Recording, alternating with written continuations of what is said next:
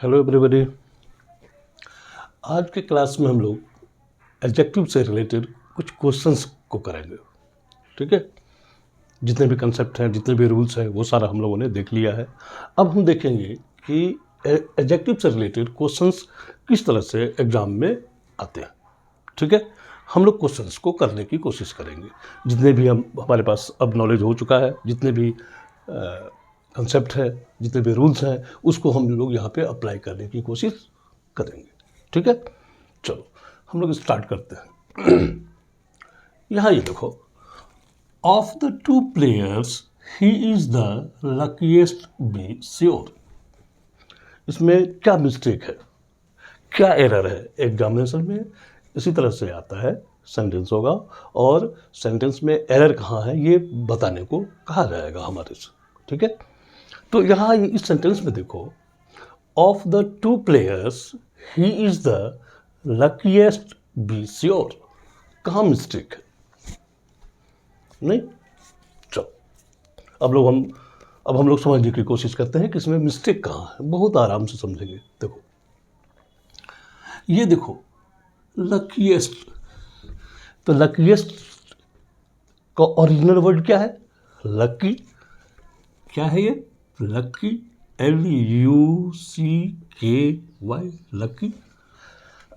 Lucky क्या है? Adjective है, विशेषण है, क्योंकि ये किसी की विशेषता बताता है। Lucky boy, lucky girl, right. तो ये हमारा क्या हो गया? एडजेक्टिव हो गया।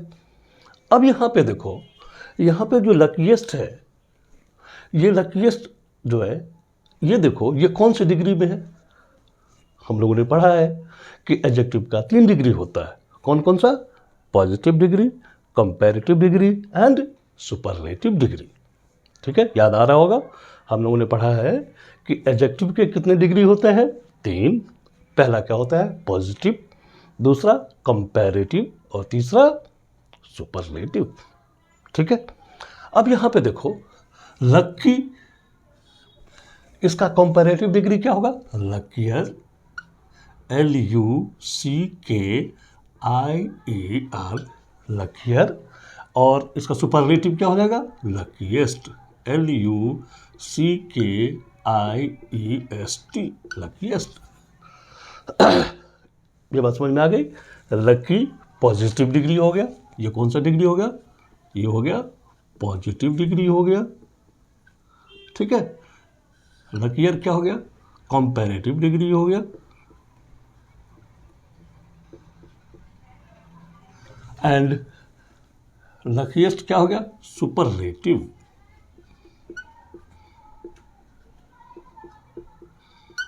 ठीक है, इसको आराम से समझो, हम समझाते हैं।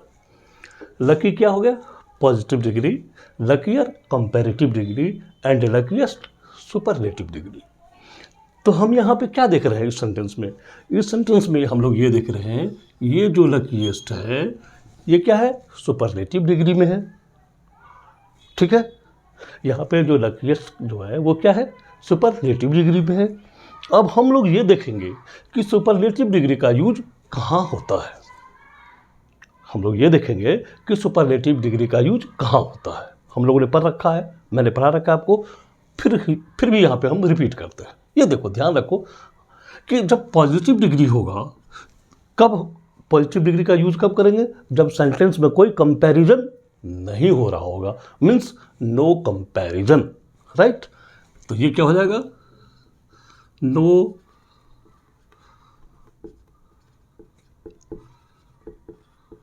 ठीक है, पॉजिटिव डिग्री का यूज हम तब करेंगे जब दिए हुए सेंटेंस में, जो गिवन सेंटेंस होगा, उसमें कोई कंपैरिजन नहीं हो रहा होगा, कोई तुलना नहीं कर रहे होंगे हम।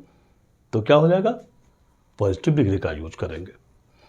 कंपैरेटिव डिग्री का यूज कब हम करेंगे? कंपैरेटिव डिग्री का यूज करेंगे जब सेंटेंस में दो के बीच में कंपैरिजन हो रहा होगा। कंपैरेटिव डिग्री का यूज कहाँ करेंगे? जब किसी भी सेंटेंस में, जो दिया हुआ सेंटेंस है हमारा, उसमें दो के बीच में अगर कंपैरिजन हो रहा होगा तो हम किसकी क्या करेंगे? हम कंपैरेटिव डिग्री का यूज करेंगे। इसका मतलब हम कंपैरिजन बिटवीन टू, ठीक है, दो के बीच में कंपैरिजन करेंगे तो वहाँ पे हम लकीयर का यूज करेंगे। तो फिर सुपरलेटिव डिग्री का यूज कब करेंगे? सुपरलेटिव डिग्री का यूज करेंगे जब comparison more than two, comparison more than two, जब कंपैरिजन हम दो से ज़्यादा के बीच में करेंगे तो वहाँ पे हम क्या करेंगे? सुपरलेटिव डिग्री का यूज करेंगे। हमारा रूल यही है। फिर मैं रिपीट कर रहा हूँ, पॉजिटिव डिग्री का यूज हम तब करेंगे जब सेंटेंस में कोई कंपैरिजन नहीं हो रहा होगा, सेंटेंस में कोई तुलना नहीं हो रहा होगा। कंपैरेटिव डिग्री का यूज कहाँ करेंगे? जब सेंटेंस में दो के बीच में कंपैरिजन हो रहा होगा, सेंटेंस में दो के बीच में तुलना हो रहा होगा। एंड सुपरलेटिव डिग्री का यूज कब करेंगे? जब सेंटेंस में दो से ज़्यादा के बीच में कंपैरिजन हो रहा होगा, दो से ज़्यादा के बीच में तुलना हो रहा होगा।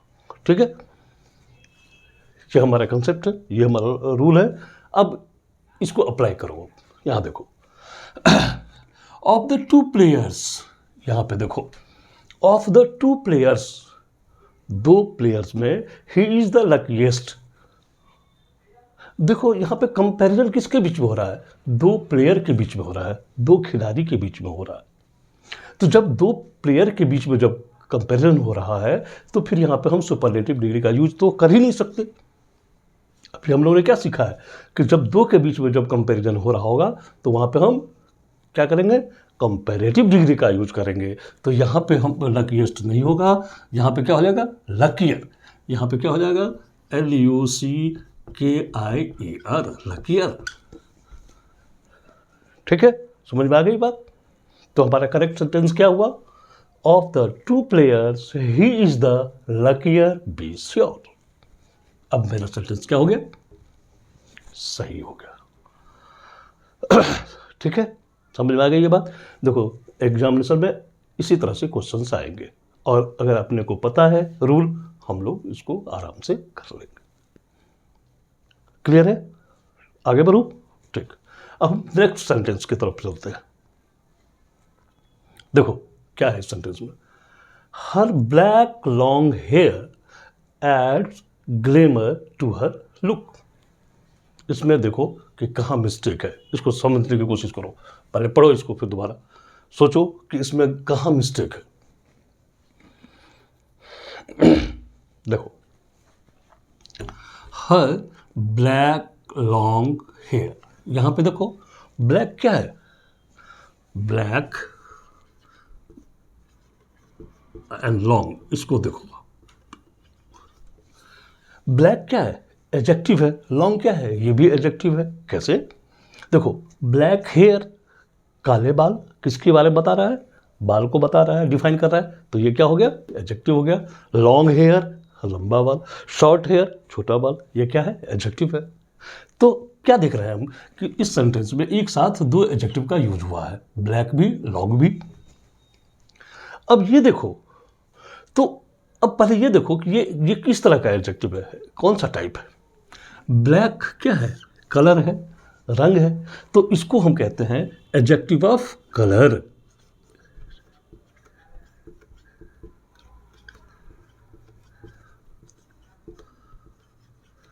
ठीक है। लॉन्ग क्या है? ये साइज को दिखाता है, लंबा छोटा। ठीक है, तो ये इसको, ये क्या हो गया? एडजेक्टिव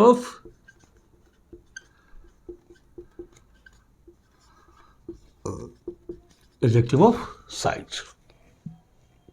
ठीक है, ये ब्लैक क्या हो गया? Adjective of colour. लॉन्ग क्या है? एडजेक्टिव ऑफ साइज, क्योंकि ये साइज को दिखाता है।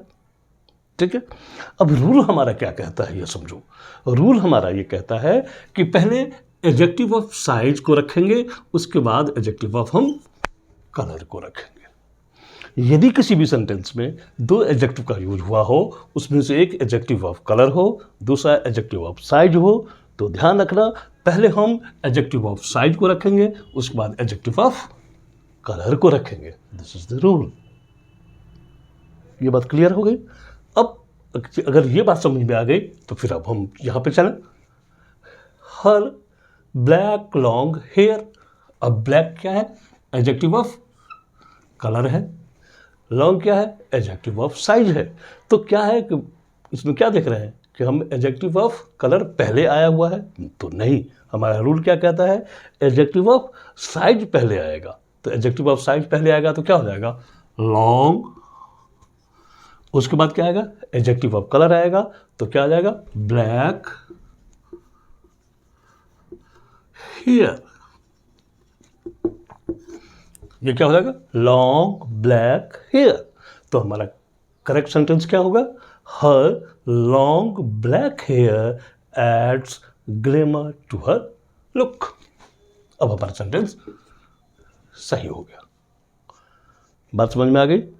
मैंने ये कहा, फिर रिपीट कर रहे हैं, ब्लैक हमारा एडजेक्टिव है, लेकिन ये किस तरह का एडजेक्टिव है, एडजेक्टिव ऑफ कलर है। एडजेक्टिव ऑफ कलर से मतलब रंग, ये रंग को बताता है, काला, पीला, नीला, गुलाबी, ये सारा क्या है, कलर है, तो इसको एडजेक्टिव ऑफ कलर कहते हैं। लॉन्ग ये साइज को बताता है, आकार को बताता है, लॉन्ग, शॉर्ट, लंबा, छोटा, है ना, तो इसको कहते हैं एडजेक्टिव ऑफ साइज।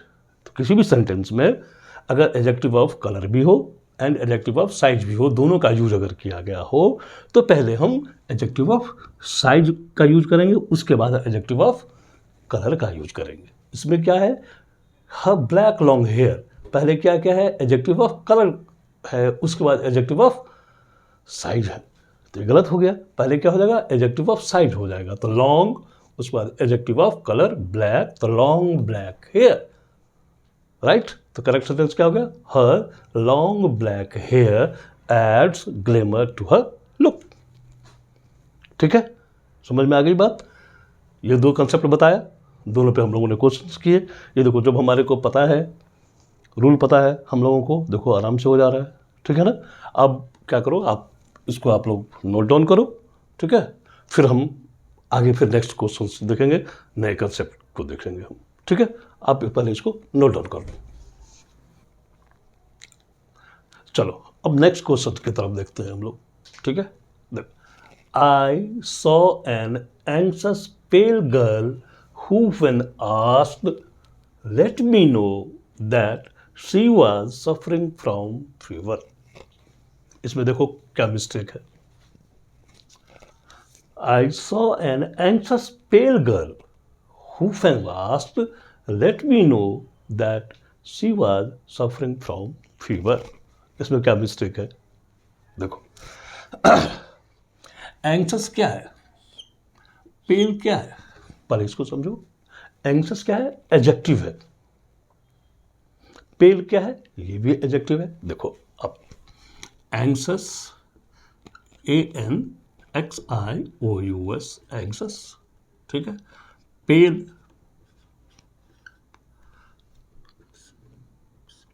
एंग्शियस का क्या मीनिंग होता है, चिंतित, परेशान।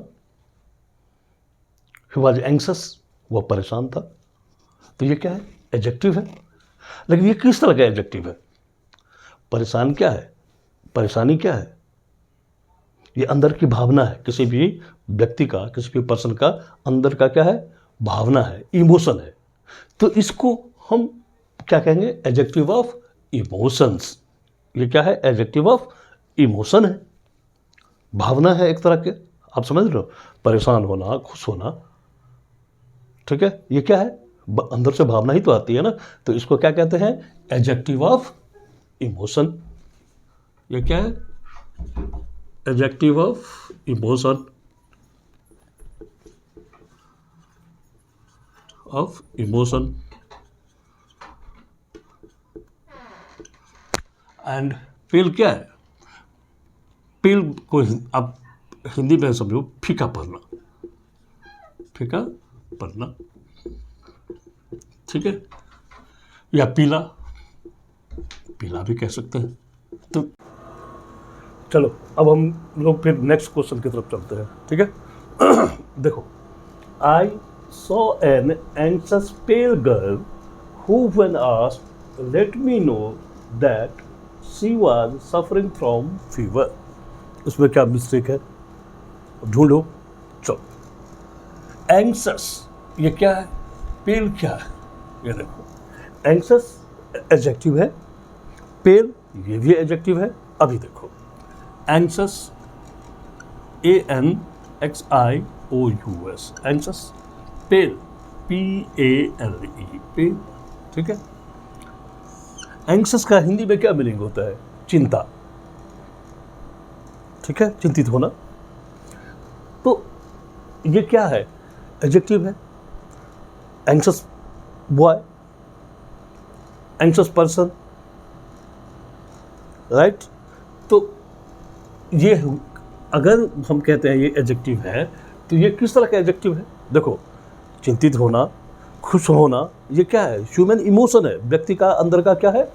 अंदर की भावना है। तो इसको क्या कहेंगे हम? Adjective of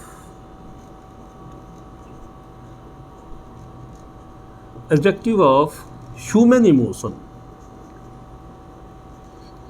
human emotion. एंक्सस क्या हो गया? एडजेक्टिव ऑफ ह्यूमन इमोशन, आदमी का, व्यक्ति का भावना, माने मानवीय भावना, खुश होना, चिंतित होना, परेशान होना, ये सारा क्या है? मानवीय भावना है। तो ऐसे एडजेक्टिव को क्या कहेंगे? Adjective of human emotion. Pale का क्या मीनिंग होता है? पेल क्या है? पेल, पीला पड़ना, फीका पड़ना, ठीक है, फीका समझ लो।